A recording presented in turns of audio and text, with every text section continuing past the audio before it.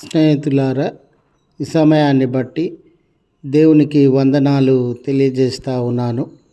ప్రేమపూర్వకముగా మిమ్మల్ని అందరినీ వాక్య ధ్యానంలోనికి ఆహ్వానిస్తూ ఉన్నాను. నీ నోట నా మాట అనే ఆలోచనను మీతో కూడా పంచుకోవడానికి ఇష్టపడుతూ ఉన్నాను. కనుక దేవుని యొక్క వాక్యమును మీరు ముగింపు వరకు ఆలకించాలని మీ కుటుంబ సభ్యులతోనూ తోటి విశ్వాసులతోనూ ఈ వీడియో షేర్ చేసుకోవాలని మీ ప్రార్థన మనవులను తెలియజేయండి. నమ్మకంగా మీ కొరకు ప్రార్థిస్తాము. ఈ వీడియో మీ ఆధ్యాత్మిక జీవితంలో ఉపయోగకరంగా ఉంది అని మీకు అనిపిస్తే దయచేసి ఈ ఛానల్ను సబ్స్క్రైబ్ చేసుకునవలసినదిగా మనవి చేస్తూ ఉన్నాను. లేఖనము ఇర్మియా గ్రంథము 1వ అధ్యాయము 9వ వచనము. ఇదిగో నీ నోట నా మాట ఉంచి ఉన్నాను. స్నేహితులారా, మన బాధ్యతలను కానివ్వండి, మన యొక్క పిలుపును కానివ్వండి, మనకివ్వబడినటువంటి ఆయా కార్యములను కానివ్వండి, జరిగించడానికి కొన్ని పర్యాయాలు అయ్యో ఈ కార్యాన్ని, ఈ బాధ్యతను నేను సరి అయిన రీతిగా నెరవేర్చగలనా, నాకు అప్పగింపబడినటువంటి పనులను ప్రయోజనకరంగా జరిగించగలనా అనే ఆలోచనలు, అనుమానాలు మనము వ్యక్తపరిచేటటువంటి వారంగా ఉంటాం.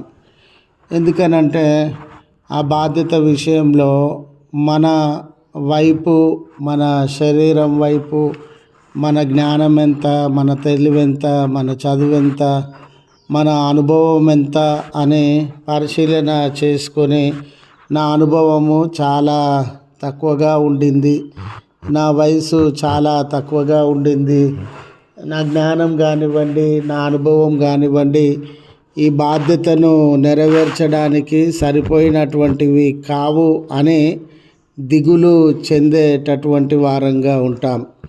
ఇర్మియా గారికి ఈ సామాజిక సంఘ బాధ్యతలను అప్పగిస్తూ ఉన్న తరుణంలో రాజ్యమును, వ్యక్తులను పునరుద్ధరణలోనికి, సంక్షేమములోనికి నడిపించాలనే బాధ్యత ఇవ్వబడుతూ ఉన్నటువంటి సందర్భంలో ఇర్మియా గారు కూడా నా వయసు సరిపోదేమో, నా అనుభవము సరిపోదేమో, నేను కలిగి ఉన్న తలాంతులు సరిపోవేమో అన్న అనుమానాన్ని, భయాన్ని దేవుని ఎదుట వ్యక్తపరుస్తూ ఉన్నటువంటి సందర్భం. స్నేహితులారా, దేవుడు మనకు ఫలాని బాధ్యతను, ఫలాని కార్యాన్ని అప్పగించినటువంటి సందర్భంలో మన బాధ్యతల వైపు మనము ముందడుగు వేస్తూ ఉండగా మన శరీర బలాన్ని, ఆలోచనలను, జ్ఞానాన్ని, అనుభవాన్ని వీటి వైపు చూడకుండా ఆ కార్యాన్ని మనకు అప్పగించినటువంటి దేవుడు, ఆ బాధ్యతను మనకు అప్పగించినటువంటి దేవుడు తానే దాని కొరకు కావలసినటువంటి జ్ఞానాన్ని, దాని కొరకు కావలసినటువంటి అనుభవములను మనకు అనుగ్రహించేటటువంటి వాడు అనే సత్యాన్ని గ్రహించేటటువంటి వారంగా ఉండాలి. ఎప్పుడైతే నేను బలహీనుడను, నా వలన ఈ కార్యము కాదు అని ఇర్మియా గారు తలపోస్తూ ఉన్నారో, దేవుడు అతడిని నేను నీ జ్ఞానం కాదు, నీ తలాంతులు కాదు, నీ అనుభవం కాదు, నేను నిన్ను బలపరిచేటటువంటి దేవుడనుగా ఉన్నాను, నేను నిన్ను నడిపించేటటువంటి దేవుడనుగా ఉన్నాను, నా మాట నీ నోట ఉంచే దేవుడనుగా ఉన్నాను అని వాగ్దానము చేస్తూ ఉన్నాడు.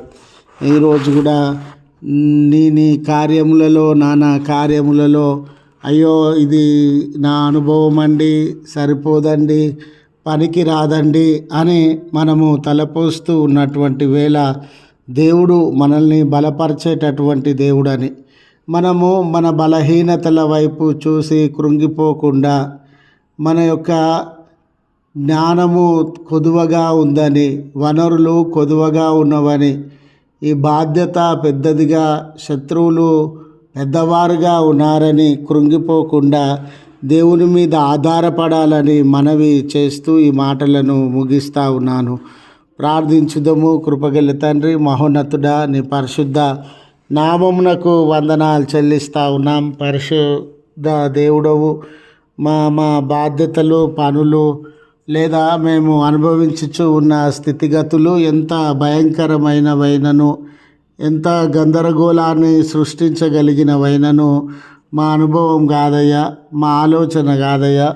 మీరు మమ్మల్ని బలపరిచి మీ ఆలోచన చొప్పున, మీ జ్ఞానం చొప్పున నడిపించే దేవుడవై ఉన్నావు.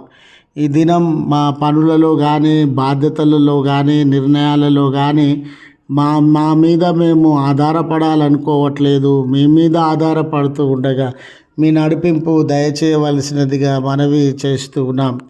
అయ్యా, ఈ ప్రార్థనలో ఏకీభవించుచు ప్రార్థన సహాయం అడుగుతూ ఉన్న కుమార్తెలను, కుమారులను, కుటుంబములను యేసయ్యా మీరు దర్శించండి అయ్యా.